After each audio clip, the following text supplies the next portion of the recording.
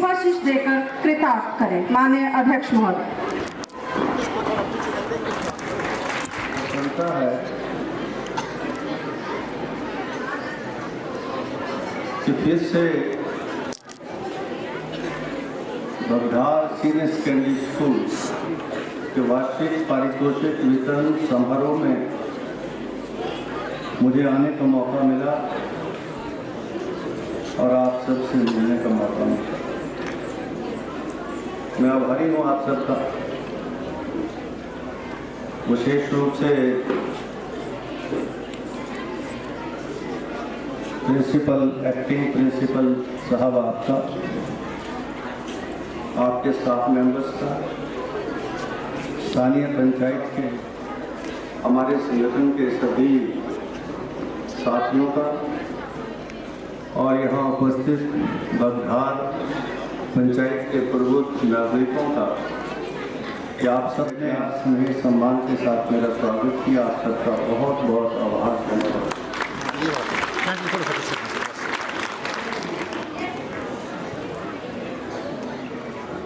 Annual prize distribution function किसी भी शिक्षण संस्थान के लिए बहुत ही महत्वपूर्ण दिन होता है,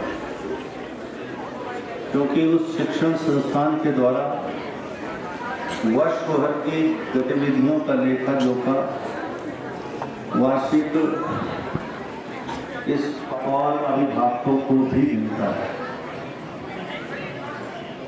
मुझे अच्छा लगा कि सीनियर सेकेंडरी स्कूल बगधार में वो तो अच्छी है, लेकिन एकेडमिक परफॉर्मेंस के अलावा जो एक्स्ट्रा करिकुलर एक्टिविटीज हैं उसमें भी आपने बढ़ चढ़ कर हिस्सा लिया है और आपकी परफॉर्मेंस अच्छी है। मैं आप सबको शुभकामनाएं और बधाई देना चाहूँगा, विशेष रूप से बच्चों को जिन्होंने स्कूल के लिए प्राइजेस लाए, मेरिट्स लाए और अपना बच्चों का, अपना माता पिता का, स्कूल का नाम रोशन किया। और मुझे ये भी अच्छा लगा कि 10वीं का भी, क्योंकि 2 ही एग्ज़ाम बोर्ड के होते हैं, एक तो 10वीं का, एक प्लस 2 का,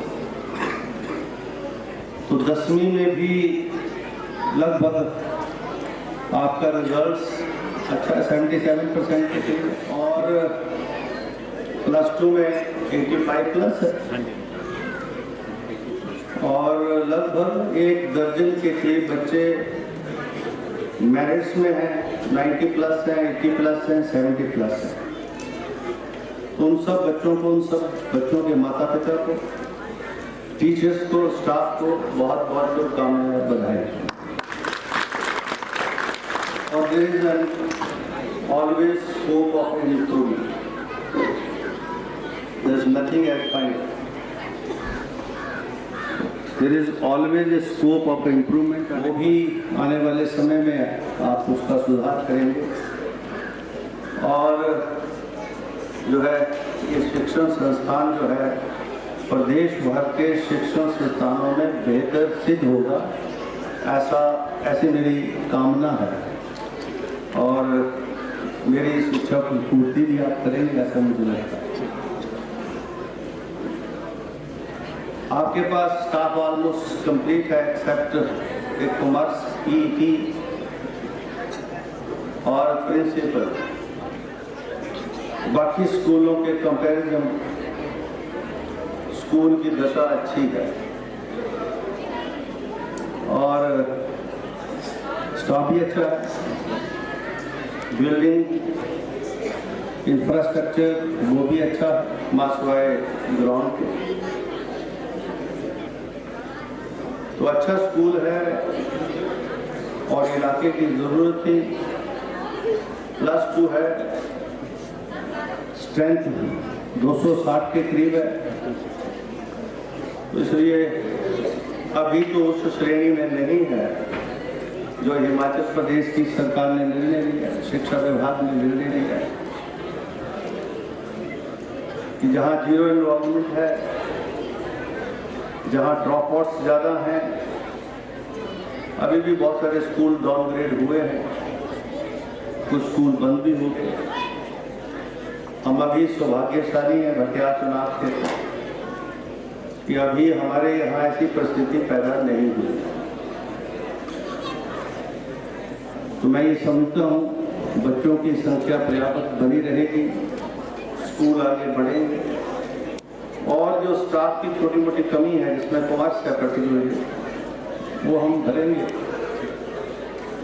वैसे तो पिछले 2.5 वर्षों के इस समय में बहुत सारी रिक्तियां भरी गई हैं, क्योंकि पिछले तो हमारे स्कूलों की दशा अच्छी नहीं थी, शिक्षण संस्थानों की दशा अच्छी नहीं थी। यहाँ तक डिग्री कॉलेजेस के अंदर लेक्चरर प्रोफेसर्स लगभग खाली थे, स्यूंता खाली था, चौड़ी में भी 10 के करीब रिक्तियां थी। अभी 2.5 वर्षों के अंतराल में मेरे ख्याल शिक्षा विभाग ने लगभग 5000 प्लस रेगुलर लेक्चरर प्रोफेसर्स की कमीशन के द्वारा अपॉइंटमेंट्स हुई हैं या बैच वाइज अपॉइंटमेंट्स हुई हैं। This is an record. ये जो हमारा शिक्षा की व्यवस्था थी वो राष्ट्र स्तर पर 21वें स्थान पर पहुंच गई थी। मैं वर्ष 1985 से हिमाचल प्रदेश विधानसभा का सदस्य हूँ और एक समय में हम केरल के साथ थे और वो कंसोलिडेशन हमारी हो जानी चाहिए थी, लेकिन समय समय पर जब सरकारों का परिवर्तन हुआ तो सुधार की बजाय नुकसान ज्यादा हुआ। अब ये जनता का अधिकार क्षेत्र है कि सुधार चाहते हैं या नुकसान चाहते हैं, लेकिन वर्तमान की सरकार के द्वारा या जब जब कांग्रेस की सरकारें रही हैं जो अल्पकाल में रहे और वर्तमान में जो हमारे मुख्यमंत्री हैं श्री सुखविंदर सिंह सुक्खू जी, कांग्रेस ने जो जिम्मेवारी हिमाचल प्रदेश की जनता ने दी उसका निर्वहन करने की पूरी कोशिश यूनियन ऑफ इंडिया कह रही है।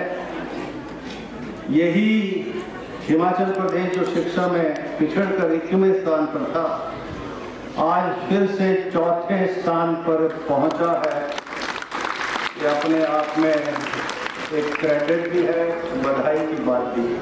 अभी और भी सुधार करने की जरूरत है। मैं ये नहीं कह रहा कि ये बस सब कुछ हो गया, लेकिन सुधार हुआ है। मैंने हिमाचल प्रदेश की विधानसभा के माध्यम से विशेष तौर पर जब शिक्षा के क्षेत्र की चर्चा आती है, चाहे वो विरोधी पक्ष से हो, प्रतिपक्ष से हो, सत्ता पक्ष से हो, सामान्य विधायकों के द्वारा हो, उन विषयों को हम चर्चा में लाते हैं। और ये जो दुर्गम क्षेत्र है जहां आज भी वैकेंसी पोजीशंस है, आपकी अब प्रमोशन की बात है, मेरे ख्याल में अब ये प्रमोशन के बहुत सारे केसेस इसलिए रुके हैं क्योंकि बहुत सारे लोग कोर्ट में चले गए।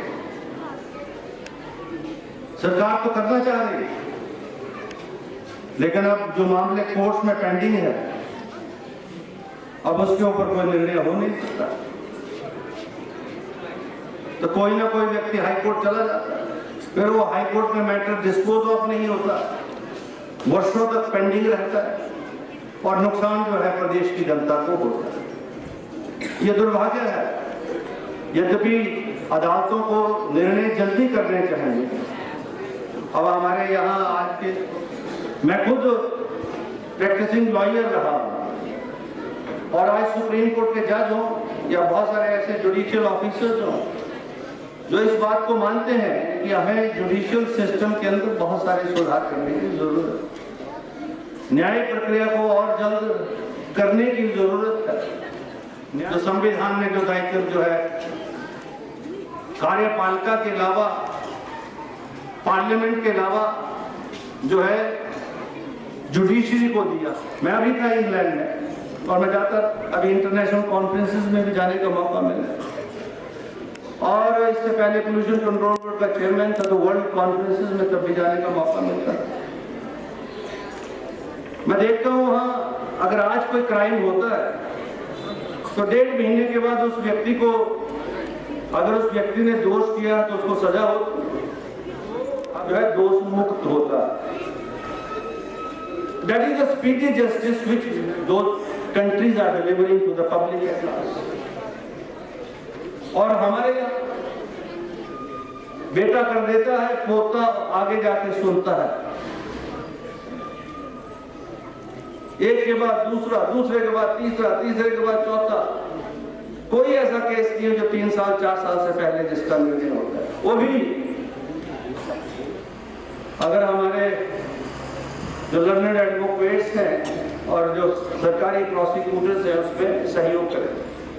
तो ये जो मसला है वो इसीलिए पेंडिंग है और हमने अभी विशेष रूप से मैंने जो हमारे शिक्षा के मंत्री हैं उनको बुलाया था, सचिव महोदय को भी बुलाया सेक्रेटरी कि भाई मोबाइल विजिलेंस क्लियरेंसेस मोबाइल, लेकिन बहुत सारे मामले अभी भी कोर्ट्स में पेंडिंग। लाइकवाइज इंजीनियर्स की भी प्रमोशंस इसी तरीके से बहुत सारी पेंडिंग है। एसडीओ लेवल की पोस्ट है यहाँ, यद्यपि हमने भर दी है।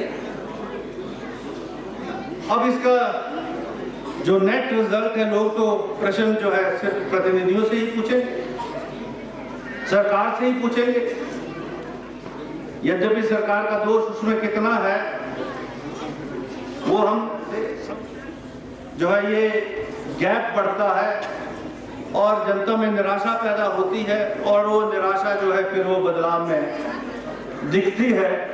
बदलाव तो होता है लेकिन 6 महीने के बाद फिर एहसास होता है कि ये बदलाव बेहतरी के लिए नहीं था, ये बदलाव जो है विकास और डेवलपमेंट के कामों में जो है रोकने के लिए था, ये महसूस होता है। स्थान पर भी हम हैं, उसमें भी 2 यूनियन टेरिटरीज है, चंडीगढ़ है और एक और यूनियन टेरिटरी, अदरवाइज हम दूसरे स्थान पर हैं।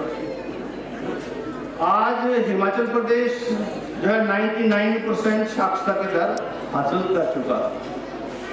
मैं 1985 में विधायक बना, हमारी साक्षरता की दर प्रदेश की 72% थी और चंबा जिला की मात्र 47% थी। आज भी 99% प्रदेश है लेकिन चंबा फिर भी अभी पीछे है। मेल और का जिक्र हो रहा था, अगर आप उसका विश्लेषण करें तो आप ये पाएंगे वो शिक्षण संस्थान उस समय में खुला जब प्रदेश में कांग्रेस की सरकारें थी, चाहे वो मुख्यमंत्री श्री वीरभद्र सिंह थे या हमारे डॉक्टर YS परमार रहे। ये उन कार्यकालों में, क्योंकि दोनों का कार्यकाल मिलाकर 22, 10, 32, 8, 40 वर्ष का ये कार्यकाल। और अगर विश्लेषण करके हम दूसरी सरकारों का जो है उसमें दूसरी उसकी जो कारगुजारी है सरकारों की, जो उसको हम देखें तो हम पाते हैं कि जब जब परिवर्तन हुआ तो कोई ज्यादा विकास हुआ नहीं, नुकसान ज्यादा। और अभी लगभग 2.5 वर्ष हुए, 3 वर्ष के करीब हुए हैं और मैं ये कह सकता हूं सामाजिक सुरक्षा के कार्यक्रमों में तो हिमाचल प्रदेश की सरकार ने, देश में कोई भी ऐसा राज्य नहीं है जिसने इस प्रकार के सामाजिक सुरक्षा के कार्यक्रमों की शुरुआत की। 6000 अनाथ बच्चे जिनका कोई भी नहीं था, उनको माता पिता का दर्जा सरकार ने दिया। सरकार ही माता, सरकार ही पिता।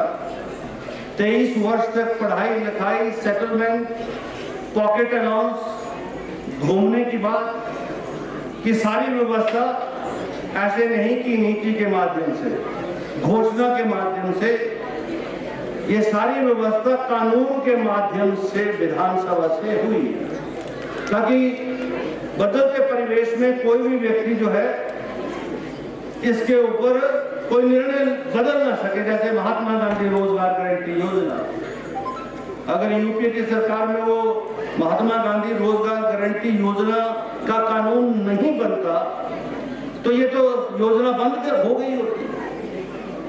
बहुत प्रयास हुए, लेकिन लोकसभा में चुने हुए प्रतिनिधि भी नहीं चाहते और देश की जनता भी नहीं चाहती। कोविड काल में मात्र एक यही एजेंसी थी जिसने लोगों का भरण पालन पोषण किया। लोगों, इंडस्ट्री बंद हो गई, होटल बंद हो गए, लोगों ने मनरेगा के माध्यम से अपना जीवन यापन किया। और आज आपकी पंचायत ने लगभग 1.25 करोड़ रुपया खर्च किया। पंचायत का कार्यकाल पूरा हो रहा है अभी अगले महीने में, और लगभग 1.25 करोड़ रुपया, उसमें 80 से 90% तो पैसा मनरेगा का है, बाकी तो किसी का होगा। अन्यथा वो फंड्स जो रोजगार के रूप में, एसेट्स के रूप में, विकास के कार्य के रूप में आपको अपने गांव में मिले हैं, मिले होंगे, वो जो है मनरेगा के माध्यम से है। वो आप उससे परिचित होंगे कि किस प्रकार से पंचायत ने काम किए हैं, क्योंकि ग्राम सभा आपकी है। आप ग्राम सभा में जाके समीक्षा भी कर सकते हैं, प्रश्न भी कर सकते हैं, पूछ भी सकते हैं। वो आपने किया नहीं किया मैं आपको छोड़ता हूँ, लेकिन लगभग 1.25 करोड़ काम जो है पंचायत के माध्यम से यहाँ हुए हैं। ये कोई काम नहीं है। और कुछ पंचायतें ऐसी जिन्होंने 2.5 करोड़ कर दिया, 3 करोड़ कर दिया, और ये चंबा जिला में है। ये कांगड़ा में चले जाना, आपने आए बीडीओ साहब अनिल कुमार जी कांगड़ा से आए, और कांगड़ा से आए तो वहां पर 25 नहीं 30 लाख रुपया खर्च हुआ होगा 5 सालों में, 35 40-50 लाख खर्च हुआ, क्योंकि वहां मनरेगा में लोग जो है काम नहीं करना चाहते। मनरेगा तो वहां भी है लेकिन काम नहीं करना चाहते। यहाँ मनरेगा में लोग काम करते हैं, एसेट्स क्रिएट करते हैं, अपने लिए फैसिलिटी पैदा करते हैं। और मैं आप सबके सहयोग आशीर्वाद से जब यहाँ से 5वीं बार हिमाचल प्रदेश की विधानसभा में मैं गया तो हमने ये निर्णय लिया कि यहाँ जो आधारभूत ढांचे में जो कमी है, जिसमें सड़कें आती हैं, पानी आता है, बिजली की व्यवस्था आती है, शिक्षण संस्थान आते हैं, स्वास्थ्य संस्थान आते हैं, इसमें हम सुधार करेंगे। और आपकी मांगे भी यही है। अभी प्रधान साहब कह रहे थे भाई मांगे, तो मांगे हैं क्या? मांगे तो गांव के लिए रास्तों की मांग, खेल मैदान की मांग है, बच्चों के लिए कबड्डी के जो है मैच की मांग है। तो this is a public issues जो मांग के द्वारा यहाँ रखे जाते हैं, और हमने वो पूरे किए और कर भी रहे, और निकट भविष्य में करके भी दिखाएंगे, ऐसा मैं कहना चाहूँगा। मैं अभी यहाँ सांस्कृतिक कार्यक्रम चल रहे थे, मैं समीक्षा कर रहा था। तो ऐसे तो समय लगता नहीं मुझे, विधानसभा है, विधानसभा के सत्र है, शिमला में अलग प्रकार का हमारा रूटीन है, चुनाव क्षेत्र है, चंबा जिला वैसे ही बहुत बड़ा। अगर ब्रह्मण से चलो सबलेऊ पहुंचने में तो लगभग 3-3.5 घंटे लगते हैं,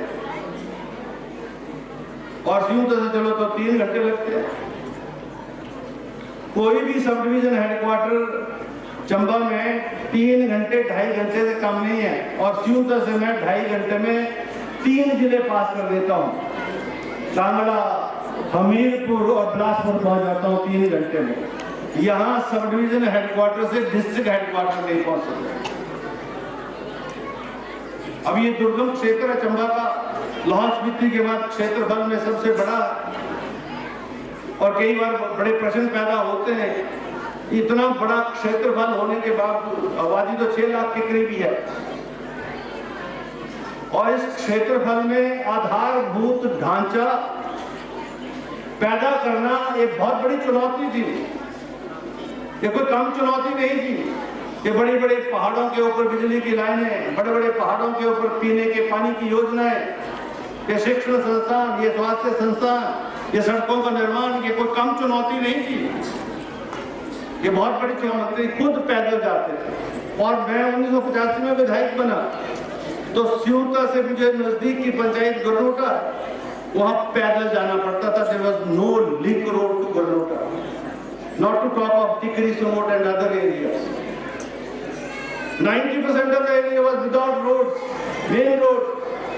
6 महीने चलते थे, 6 महीने के बाद जो है बरसात में डैमेज होते थे, तो अगले 3 महीनों के बाद 6 महीने के बाद खुलते थे। बड़ी मुश्किल से 3 बसें चलती थी, बिजली नहीं थी। इस दशा से हिमाचल प्रदेश ने अपनी शुरुआत की और आज देश के विकसित जो हमारे राज्य हैं उनमें से हिमाचल प्रदेश एक है। यद्यपि हमको जो है आज भी एस्पिरेशनल डिस्ट्रिक्ट बोला जाता है, हम हैं नहीं एस्पिरेशनल। मैंने एक बार हमें बनाया गया, we are rich in resources. हमारे पास क्या नहीं है, हमारे पास नदियों में बहता हुआ ये सोने से भी महंगा प्लैटिनम की तरह पानी है, ये पर्यावरण की शुद्ध वायु है। तो संसाधन तो यही है, लेकिन हमारे संसाधन हमारे पास नहीं है। ये जो 3 प्रोजेक्ट हैं, चमेरा 1, 2, 3 और बैरासूर प्रोजेक्ट, ये एक साल में जो है 1650 करोड़ रुपया पैदा करता है। 1645,000 rupees these projects generate, जो सोर्सेज है, और 4 सालों में कुल मिला के 4,500 करोड़ होता है। अब 40 सालों में अपने आप से हिसाब लगाओ कितना हो गया। तो हमको क्या मिला भाई? ये चमेरा 1 से क्या मिला, 2 से क्या मिला, 3 से क्या मिला, और बैरासूर तो कुछ देता ही नहीं, एक्सेप्ट छोटे मोटा इंफ्रास्ट्रक्चर रोड्स के रूप में बन गया था शुरू में। अन्यथा हमको क्या मिला? तो क्या हमारा अधिकार नहीं है रावी के पानी के ऊपर, बैरासूर के प्रोजेक्ट्स के पानी के ऊपर हमारा अधिकार नहीं है? क्या हमारी ये जिम्मेवारी है कि हम अच्छी हवा देश को दें, दुनिया को दें, और उसके एवज में हमको कुछ ना मिले? क्या ये हमारा दायित्व है, जिम्मेवारी है?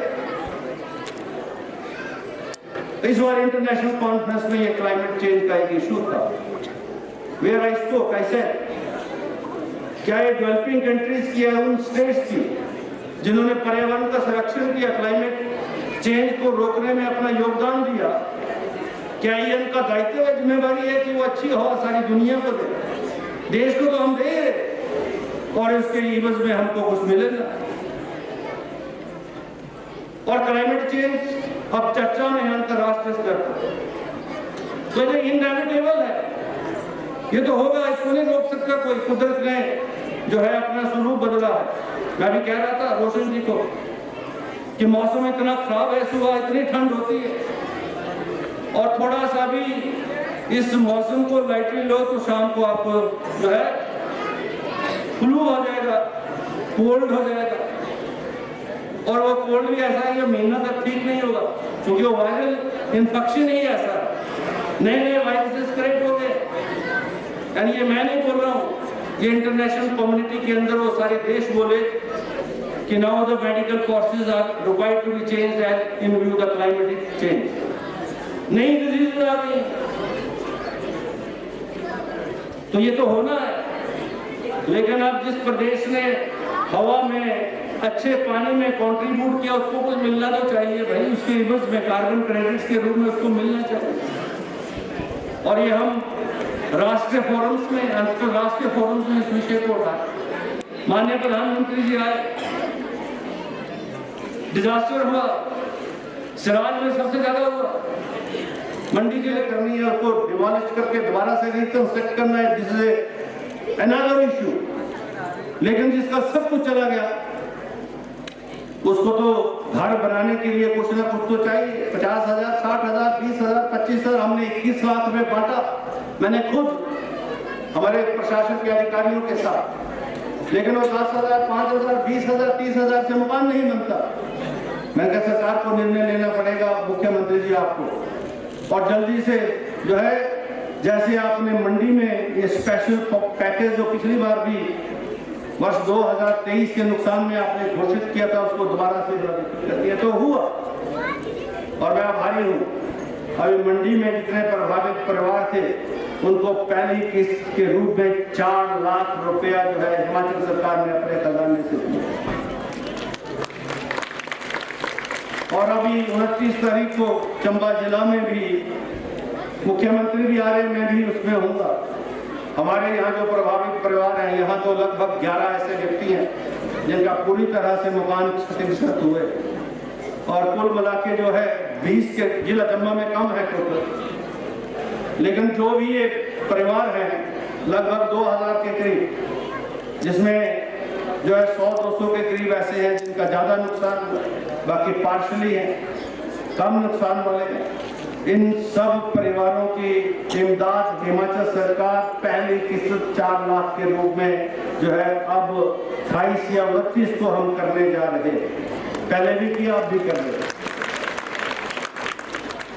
तो सरकार बातें नहीं करती, हम बातें नहीं करते, हम किए हुए काम जनता के समक्ष रखते हैं। ये पहली बार है किसी देश की सरकार ने इस प्रकार की व्यवस्था नहीं की है। पड़ोसी राज्य में भी बहुत नुकसान हुआ है, पंजाब में, हरियाणा में भी बहुत नुकसान हुआ है, रावी का पानी वहां जाके फसलों का नुकसान हुआ है, वहां किसानों को नहीं मिला, ना कोई राहत पैकेज डिक्लेयर हुआ। वहां भी आदरणीय प्रधानमंत्री जी ने 1600 करोड़ की 1800 करोड़ की घोषणा की, 1500 हमारी और 1800 या 1600 करोड़ उनकी, और 1200 करोड़ जो है उत्तराखंड का तो नहीं पता, लेकिन ना पंजाब को मिला है ना हिमाचल को मिला। उनकी भी बयान माननीय मुख्यमंत्री जी के मैं देखता रहा।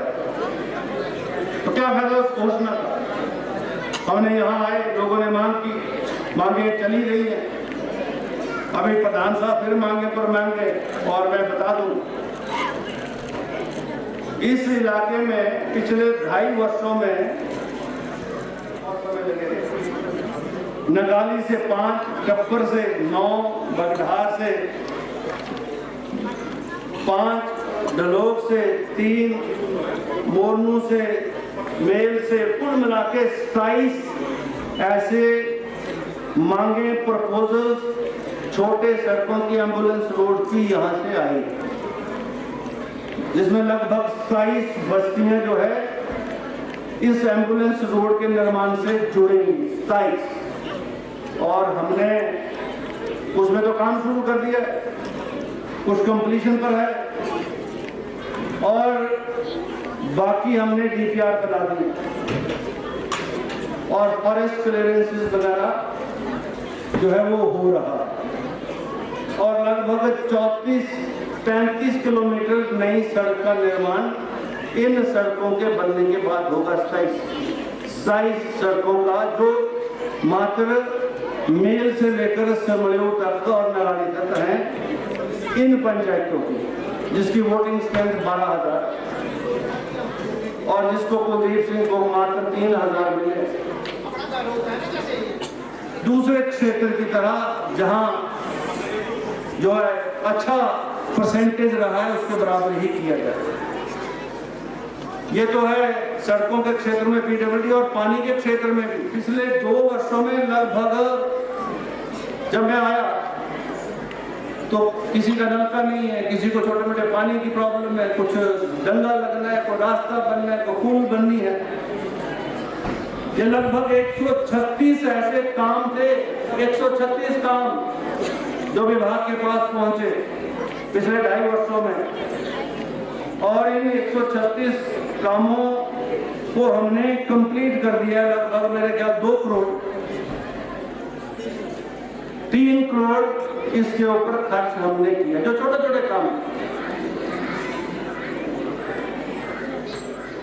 फ्लो इरिगेशन की है, कुछ जो है लिफ्ट इरिगेशन, वाटर सप्लाई की है। अब तो वाटर सप्लाई की तो समस्या हमेशा के लिए खत्म हो रही, जो बहुत बड़ा सिस्टम अभी हम दिसंबर या जनवरी में उसको इनॉग्रेट कर रहे, जिसमें इस क्षेत्र बरेगा तक, इस क्षेत्र का कन्याड़का तक, जहाँ 7-7 दिन तक पानी नहीं आता था, गौ माता को पानी नहीं मिलता था। आपकी आने वाले 50 वर्षों में पीने के पानी की जो जरूरत है, वो कुलदीप सिंह से जाकर बौखरी मोड़ से होकर नीचे पहुंचेंगे, 2.5-3 घंटे लगते। तो इसलिए यहाँ से सीधा कनेक्ट किया जाए, दिस इज माई प्रायोरिटी।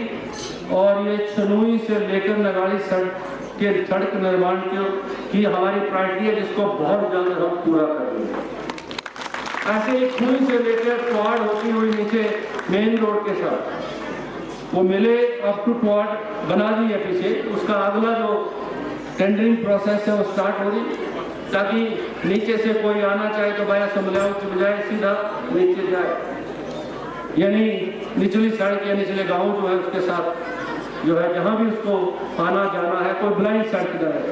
तीसरा, यहाँ से जलोब से कन्याड़ का होते हुए मोरनू अंजू जी आए, वहाँ जाना हो तो फिर मोरनू पहुँचना हो तो फिर दोबारा से नीचे से कैल होते हुए और फिर जाके जो है उधर जाओ, क्यों ना जलोब से सीधा ही कन्याड़ का तो आप पहुँच गए तो नीचे मोरनू भी पहुँच। 2.5 सालों में चुनाव क्षेत्र में जो है वो एग्जीक्यूट हो रहे हैं, उन पर काम हो रहा है लगभग 130-40 करोड़ और 100 करोड़ के प्रपोजल और नए अगले 1-1.5 महीने में हम शुरू कर रहे हैं 100 करोड़, तो ये 140 और 100 हो गया 240 करोड़ और अगले 2 सालों में लगभग जो है 160 करोड़ रुपया और खर्च करने के प्रपोजल है।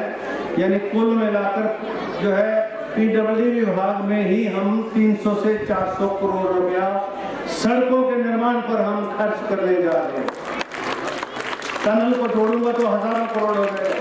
चंबा चौड़ी 2 करोड़ के ऊपर टनल का निर्माण लगभग 2600 करोड़ का प्रपोजल है। एक कंपनी आ चुकी है, जैसे ही डीपीआर फाइनल बन के तैयार होगी, फिजिबिलिटी रिपोर्ट स्टडी हो चुकी है, टनल इज फिजिबल और डीपीआर जो है अभी सरकार को प्रेषित होगी और उसको हम आउटसोर्स जो है build operate and transfer mode पर जो है उसको आउटसाइड फंडिंग पर लगा रहे हैं, क्योंकि हमें मालूम है न नेशनल हाईवे अथॉरिटी करेगा न मिनिस्ट्री ऑफ सरफेस ट्रांसपोर्ट इस प्रपोजल को टेकअप करेगा। इसलिए हमको तो इस टनल का निर्माण करवाना है, चंबा को शिमला के साथ जोड़ना है, पठानकोट के साथ जोड़ना है, अन्य जिलों के साथ जोड़ना है, प्रायोरिटी पर जोड़ना है और ये प्रपोजल जो है हम फाइनल जो है अभी 2026 में इसका जो है काम टनल का हम शुरू करवाएंगे, ऐसा मुझे बंद हो रहा है। तो मैंने कहा बंद मत करो, उसको बगड़ा ले आओ, नीचे सोले ले आओ या बगड़ा ले आओ, क्योंकि वहाँ जम्मू का भी क्षेत्र है, बंद हो रहा है क्योंकि 50 बच्चे हैं तो बंद ही होगा। अब पिछले 10 सालों से इसमें का कॉलेज उसके बाद पूरा उसकी स्ट्रेंथ 800 होगी। और बनीखेत का जो कॉलेज एक डीएवी है, एक गवर्नमेंट कॉलेज है, उसकी दोनों की स्ट्रेंथ ठीक है, वो फंक्शनल है, नहीं चले। सुनोनी ठीक है, यद्यपि इतनी ज़्यादा स्ट्रेंथ नहीं है, ना भरमौर में ना तीसा में है, लेकिन वो चलते रहेंगे और इसके ऊपर तो संकट के बादल हैं, अब पता नहीं क्या होता है। पर मैंने कहा अगर मेरा एक अल्टरनेटिव प्रपोजल ये है कि अगर वहाँ फंक्शनल कम है तो वो लोग सारे जो हैं नीचे भी जुड़े हुए, आधे से ज़्यादा लोग तो सिमनी के समलेव में रहते, तो पार्ली तरफ जो है ये बनीखेत चुनाव क्षेत्र का हिस्सा है, वर्ली तरफ जम्मू कश्मीर का है, बगडार में बन जाए, वहाँ बन जाए जहाँ भी इंफ्रास्ट्रक्चर अवेलेबल है, तो बंद तो ना हो, कम से कम वहाँ स्थानीय स्तर पर फैसिलिटी मिले। नहीं तो आने वाले समय में देखेंगे कि अगर बच्चों की संख्या पर्याप्त जो है इन 2 कॉलेजेस में है और अगर उन संख्या के आधार पर, क्योंकि अभी गवर्नमेंट का कोई ऐसा डिसीजन नहीं है तो open the new colleges, instead जो है अब रैशनलाइजेशन की प्रोसेस चल रही है कि जहाँ स्ट्रेंथ कम है, बच्चों की स्ट्रेंथ भी कम है, लेक्चर कॉलेज की है, उनको रैशनलाइज करके यहाँ से वहाँ जो है हम जो है करेंगे। This is the government policy. तो अभी नहीं खोलने की प्रपोजल्स तो है नहीं, लेकिन फिर भी हम देखेंगे आने वाले समय में, पहले हम बेसिक इंफ्रास्ट्रक्चर को क्रिएट कर लें। अब आप कह रहे हैं शर्मा जी, अनुपम शर्मा कह रहे हैं कि प्रिंसिपल नहीं है, अब मैं जल्दी से प्रमोट कराता हूँ और इनको यही बता देता हूँ, ठीक है।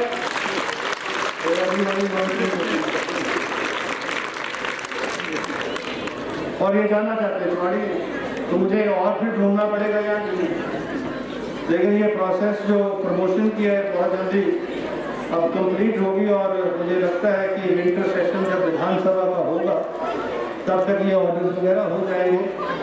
अगर if you want to serve this institution that is up to you, if you don't want to serve obviously you will be there in the Chuwadi, this is what I want to say, क्योंकि हमारे कुछ लोग promote हो रहे हैं, हमारे खाली है पोजीशंस, कॉमर्स की जो आपकी वैकेंसी है उसको भी भरने का प्रयास करेंगे।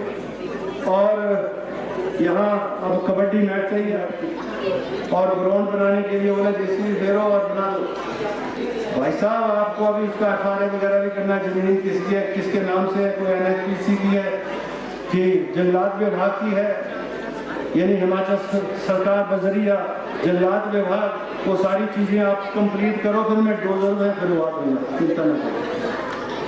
लेकिन अभी खेड़ी धार का एरिया जो है उसको ले रहे हैं, क्योंकि ये भी मैंने घोषणा की थी कि खेड़ी धार का एरिया जो है आने वाले समय में, क्योंकि अभी बहुत सारी साइट्स जो है एडवर्टाइज हो गई हैं, जो प्राइवेट पार्टीज जो है आएंगी और वहाँ पर टूरिज्म की एक्टिविटी करेंगे, उसमें भी इंक्लूडेड है।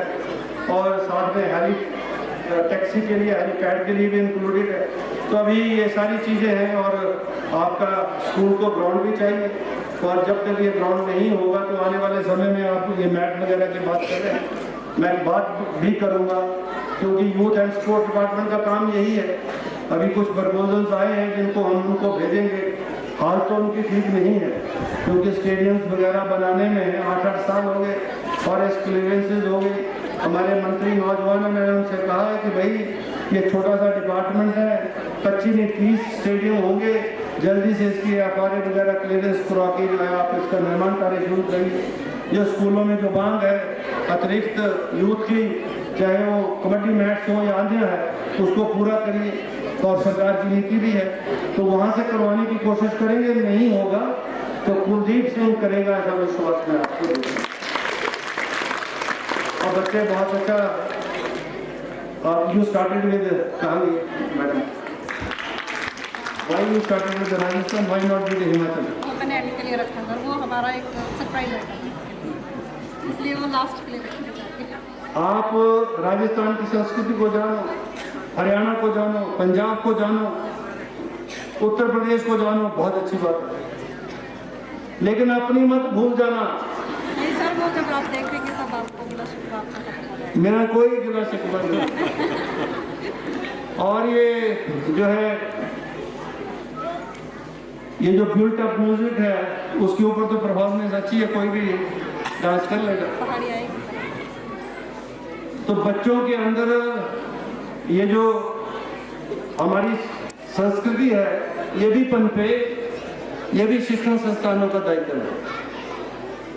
चंबा के जो है 5 चुनाव क्षेत्र हैं और पांचों का कल्चर अपना अपना, आपके अपने क्षेत्र का अलग से, भरमार का अलग से है, चुरा अलग से है, चंबा अलग से है। अक्सर हम ये देख रहे हैं कि चंबा के नाम से एक ही हमारे जो प्रोविंस है उसी का कल्चर जो है डोमिनेट कर रहा है। और बच्चे तो अब सिरमौर, कुल्लू और ये शिमला की जो नाटियां हैं वो ज़्यादा हो रही हैं। तो अपनी नाटी भी तो है, उसको भी रिवाइव करो। अपना जो लोकल कल्चर है उसको भी रिवाइव करो। ये बाहर की नाटियां आ जाएं अच्छी बात है, आनी चाहिए, लेकिन अपना कल्चर भी वैसे ही रिवाइव करने की जरूरत है। ये मेरी आशा है आपसे, कोई आदेश नहीं है, कोई आशा है, क्योंकि मैं अपनी संस्कृति है वो हर क्षेत्र की जिंदा रहे, और जो क्षेत्र अपनी संस्कृति के साथ आगे बढ़ता है, संस्कारों के साथ आगे बढ़ता है, वो फलता फूलता है। तो बच्चों ने अच्छे से परफॉर्मेंस तो आपने अच्छे किए, और अभी प्रोग्राम भी बहुत हुआ, अच्छा प्रोग्राम हुआ। इस अच्छे प्रोग्राम के लिए आप सबको बहुत बहुत शुभकामनाएं। आपको भी विशेष रूप से है, और बच्चों को तो है ही, मैंने पहले भी दे दी। तो इस अच्छे कार्यक्रम में अभी और भी मेरा ख्याल अभी जो है आइटम्स होंगी, जो भी होंगी। तो इन बच्चों के अच्छे कार्यक्रम के लिए मैं फिर से 21,000 रुपये देने की घोषणा की, और पहले वाली घोषणाएं तो पूरी हो चुकी होंगी। अगर कोई बची है तो बता देना, नहीं तो घोषणाएं मैं जो है सबसे पहले पूरी करता हूँ। और मुझे पता था कि प्राइमरी स्कूल के बच्चे हैं, उन्होंने बहुत अच्छी धोतियाँ लगाकर जो है महाराष्ट्र में डांस किया, बहुत अच्छे तरीके से डांस कर रही थी, धोतियाँ भी अच्छी बंधी हुई थी इनकी, तो अच्छी परफॉर्मेंस थी। उनको 11,000 रुपये देने की घोषणा। और आप सबको विश्वास कराता हूँ, मैंने कहा है और चुनाव में भी कहा था कि मैं ना कोई घोषणा पत्र दूंगा, ना कोई घोषणाएं करूंगा। अगर आप सबका सहयोग, आशीर्वाद, प्यार मिला, विधानसभा में जाने का मौका मिला, तो मैं वो करके दिखाऊंगा जो ना भूतो ना भविष्य थी। आज भटियात चुनाव क्षेत्र का नाम स्वर्ण अक्षरों में हिमाचल प्रदेश की राजनीति में लिया जाता है, बड़े मान और सम्मान से लिया जाता है। आपका चुना हुआ प्रतिनिधि को ये सम्मान नहीं है, ये सम्मान उन चुनने वालों को है, उन सहयोग करने वालों को है जिन्होंने हमें 5वीं बार हिमाचल प्रदेश की विधानसभा में भेजा है, चाहे वो 3,500 क्यों ना। मैं उनका आभार व्यक्त करना चाहूँगा। हमने कभी भी जो है, यद्यपि मेरे सारे ही कार्यकाल जो है आउटस्टैंडिंग रहे हैं, लेकिन एज ए अध्यक्ष जो जिम्मेवारी मुझे हिमाचल प्रदेश विधानसभा की मिली, कमांड चाहे कांग्रेस की हो, high command Bharatiya Janata party को, अन्य राजनीतिक दलों की हो, आज महसूस करती है कि कुलदीप सिंह अध्यक्ष है और इसलिए कोई भी पंगा लेना ठीक नहीं है। ये हमने इतिहास पैदा कर दिया। अब तो सुप्रीम कोर्ट उससे आगे चली गई है। अभी हमने लॉ भी पास कर दिया है कि जिसका आचरण इस प्रकार का होगा उसको ये नहीं मिलेगा। कि हिमाचल प्रदेश की विधानसभा ने पिछले 3 वर्षों में लगभग 100 कानून पास किए और उस 100 में से 12-13 ऐसे हैं जिनको अभी तक गवर्नर साहब की एसेंट नहीं मिली है, और अभी तो एक एसेंट राष्ट्रपति 1 साल के बाद एसेंट मिली है उसको। जो पॉलिटिकल जो पेंशन्स दी जा रही थी, जिस पर बिल हमने पास किया कि एजिटेशन में अगर कोई बंदा अरेस्ट होता है, अगर जेल में रहता है, तो he is not entitled for any pension, क्योंकि हिमाचल प्रदेश का खजाना जो है उसके लिए नहीं है, ये जनता का खजाना है और नौजवानों के लिए रोजगार के रूप में पैदा करने के लिए जो इमदाद हो उसके लिए है। इसलिए उस कानून को अब जो है बिलिया भी हमने एक और कानून पास किया कि जो भी विधायक जो है चुनी हुई जिस भी पार्टी विचारधारा से होगा, अगर वो दल बदल करेगा, वैसे दल बदल का निर्णय तो हिमाचल की जनता ने कर दिया, उन 9 व्यक्तियों को उनमें से 6 को तो पूरी सजा दे दी, 3 बचे हैं जो पछता रहे हैं कि हम जब भत्ते हैं। कोई भी इस प्रकार का आचरण चुना हुआ प्रतिनिधि करेगा, वो जो है किसी भी प्रकार की सुविधा वेतन भत्ते के लिए एंटाइटल्ड नहीं होगा, कानूनन उसको नहीं मिलेगा। ऐसा कानून भी हमने पास कर दिया जिस पर भी एसेंट हमको मिलनी है, क्योंकि सुप्रीम कोर्ट खुद राष्ट्रपति और गवर्नेंस का जो अधिकार क्षेत्र है उसके ऊपर अभी समीक्षा कर रहा है। जो अभी सुप्रीम कोर्ट में रेफरेंस हुआ है, जिसमें राष्ट्रपति महोदय ने कहा कि क्या सुप्रीम कोर्ट जो है राष्ट्रपति को या गवर्नेंस को कोई डायरेक्शन इशू कर सकता है, तो अब उसकी समीक्षा हुई। अब सुप्रीम कोर्ट ने ऑर्डर रिजर्व करके रखा, पता नहीं क्यों करके रखा। प्रोग्राम के लिए आप सबको बहुत बहुत शुभकामनाएं, बधाई। जय हिंद, जय हिमाचल, जय भगवान।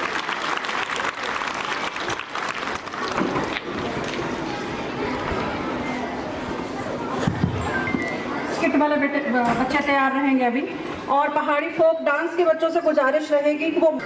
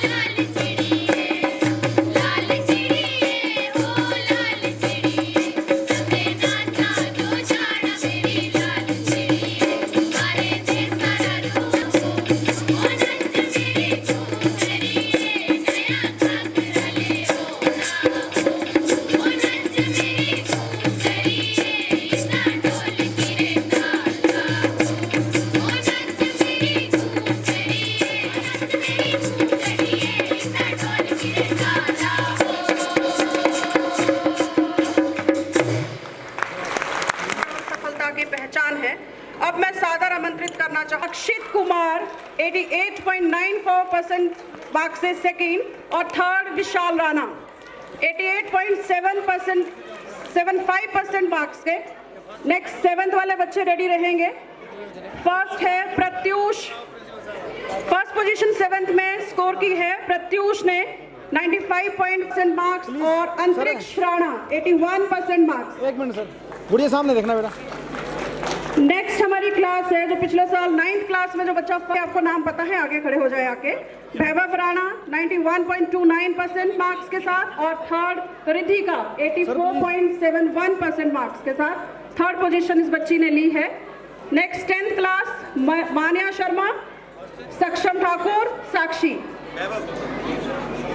मान्या शर्मा फर्स्ट रही है 88.43%। +2 के बच्चे तैयार रहेंगे। +2 साइंस आ जाए। शुभम राणा साइंस टीम में फर्स्ट पोजीशन स्कोर की है 85.80% मार्क्स के साथ। सेकंड कशिश और थर्ड है रंजना देवी 75.20% मार्क्स के साथ। आए ये बच्चे, आउटगोइंग क्लास है ये हमारी। देन आर्ट्स टीम से ऋषिका ने फर्स्ट पोजीशन ली है। सेकंड अक्षिता राणा, ये ऋषिका आ जाए और अक्षिता राणा। कृतिका देवी सेकंड पोजीशन 88.80% के साथ और ममता देवी 87.60% मार्क्स के साथ थर्ड पोजीशन है इसकी। +2 कॉमर्स टीम अगर बच्चे आए तो सामने आ जाए। पलक ठाकुर और मानित आए हैं। डन। रश्मि देवी +1 साइंस, रश्मि देवी, अंश कुमार और अंशिका ठाकुर, ये तीनों बच्चे आगे आ जाए। फर्स्ट 2% मार्क्स के साथ और अंशिका ठाकुर 73% मार्क्स के साथ। नेक्स्ट +1 आर्ट्स के बच्चे रेडी रहेंगे। +1 आर्ट्स में नाम अनाउंस कर रही हूँ। समीर ठाकुर, योगिता, तृप्ता, रजनी, रश्मि देवी, अंश कुमार, अंशिका ठाकुर। नेक्स्ट बच्चे रेडी रहेंगे। समीर ठाकुर आया ये बच्चा, योगिता, तृप्ता देवी और रजनी देवी। आगे हो जाइए बेटे आप। नेक्स्ट आयुष कौंडल, नेहा ठाकुर और अनु देवी रेडी रहेंगे। योगिता 76% मार्क्स के साथ सेकंड और तृप्ता भी सेकंड पोजीशन में रही है 76% मार्क्स के साथ और रजनी देवी थर्ड 70% मार्क्स के साथ। नेक्स्ट बच्चे आयुष कौंडल, नेहा ठाकुर और अनु देवी मंच के सामने आ जाएं। उसके बाद बेस्ट एनसीसी कैडेट और बेस्ट एनसीसी कैडेट बॉयज और गर्ल्स दोनों रेडी रहेंगे और एनसीसी के जो बच्चे गए थे बाहर वो भी रेडी रहेंगे। 0% मार्क्स स्कोर किए हैं। फर्स्ट पोजीशन ली है नेहा ठाकुर 79.20% मार्क्स के साथ और थर्ड अनु देवी 67% मार्क्स के साथ। Next best NCC cadet girls Sakshi Thakur ready रहे, और बॉयज में सूरज ठाकुर, बॉयज में Suraj Thakur NCC best NCC cadet. Sir please. NCC national Ek Bharat 3 बच्चों ने पार्टिसिपेट किया था, वो एक है सूरज ठाकुर, तन्मय और तानिया राणा। सूरज ठाकुर, तन्मय और तानिया राणा। स्काउट जो तृतीय सोपान कैंप के लिए गए थे, हमारे 8 बच्चे गए थे, ये 8 के 8 स्टेज पे आ जाए।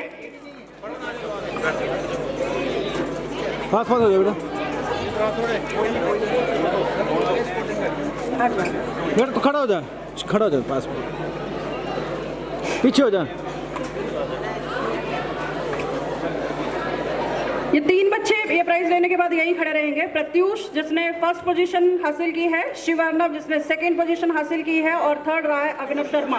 चलो आ जाओ। प्रत्यूष, शिवार्णव 6 क्लास की इशिता इकट्ठे आ जाए, ये भी बच्चे।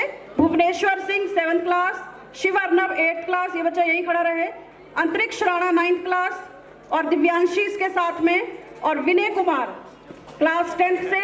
टू साइंस रश्मि देवी और शगुन दोनों आ जाए।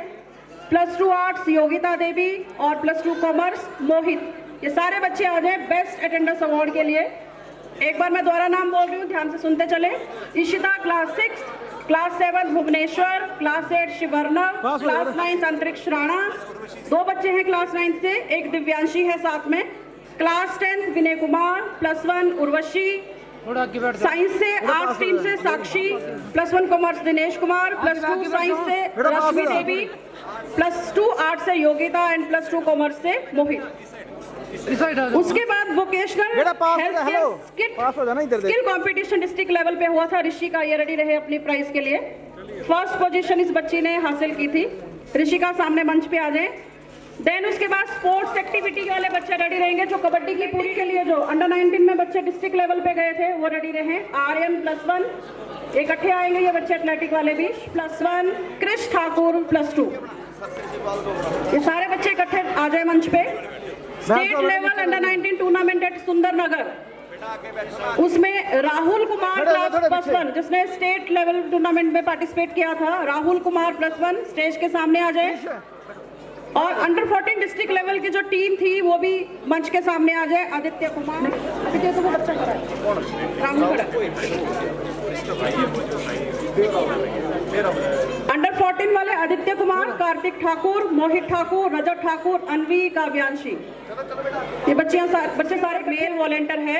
राजेश, उसके बाद ये बच्चे अगले रेडी रहेंगे बेस्ट ELC एक्टिविटी के। बेस्ट ELC एक्टिविटी श्रुति +3 बेस्ट ELC एक्टिविटी।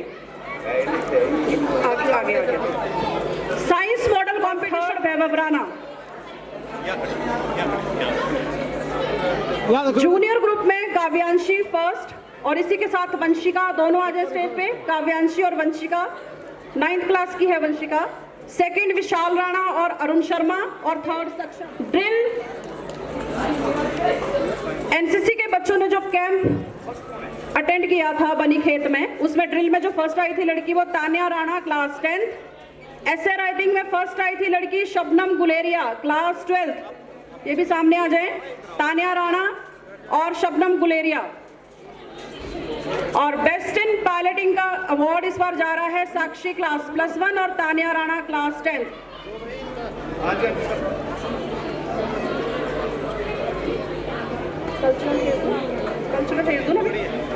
दिखाओ।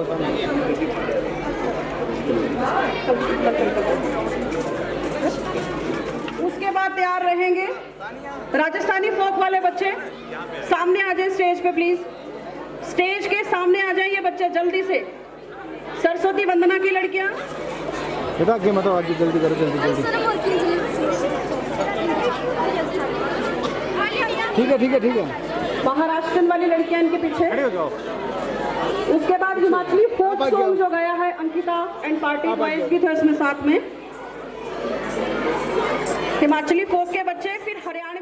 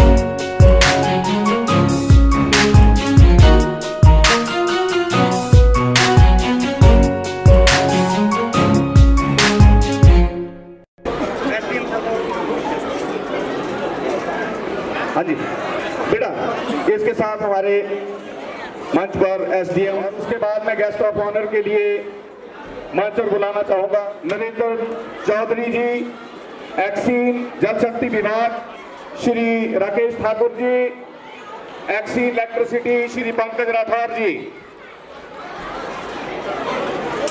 Shri Rajkumar retired principal,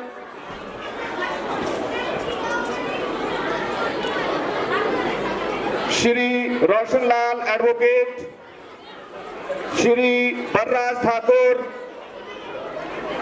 Shri Darshan Thakur, Shri Nagendra Singh, Shri Ramesh Thakur, Shri Sonlal advocate, Shri Rakesh Pakaria, Shri Shivcharan Singh Rana, president SMC government Utkrisht senior secondary school Bagdar, Shri Vyasdev, प्रधान ग्राम पंचायत बगड़ार, श्री ब्रजेंद्र सिंह ठाकुर, एडवोकेट बगड़ार, श्री बबलू ठाकुर, ग्राम पंचायत नगाली, श्री चमनलाल जी खोई जी, श्री तिलक सिंह ठाकुर, रिटायर्ड प्रिंस, श्री दिनेश शर्मा, ग्राम पंचायत नगाड़ी, श्री जोगिंदर सिंह रंगड़, प्रधान ग्राम पंचायत बैली, प्रधान ग्राम panchayat Mornu, Shrimati Anju Devi, Shri Sanak Chand ji, Shri कांतीराम,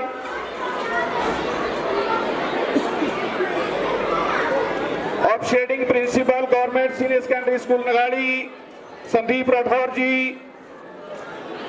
in charge government middle school Rangar, incharge government middle school Khui, CHT government centre primary school Bagdar Shri Shiv Kumar ji, Shri Somraj government senior secondary school Samleu, incharge government high school Dhalok,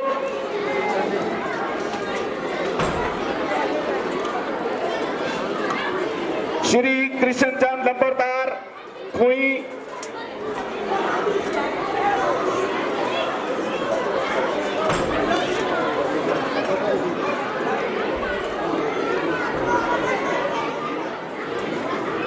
Shri Sanjeev Kumar, कृपया जल्दी से मंच पे आएं और अपना स्मृति चिन्ह यहां से प्राप्त करें।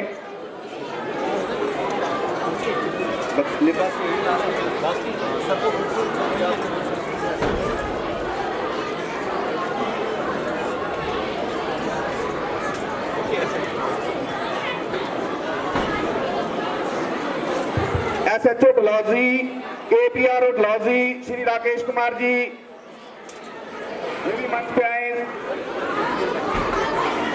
SDO electricity, SDO PWD, please ये भी स्टेज पे आए सर और अपना स्मृति चिन्ह। क्षमा चाहूंगा हमारे बीच में मैं भूल गया था पीडीओ भटियात सर, प्लीज आप भी मंच पे आए, क्षमा चाहूंगा।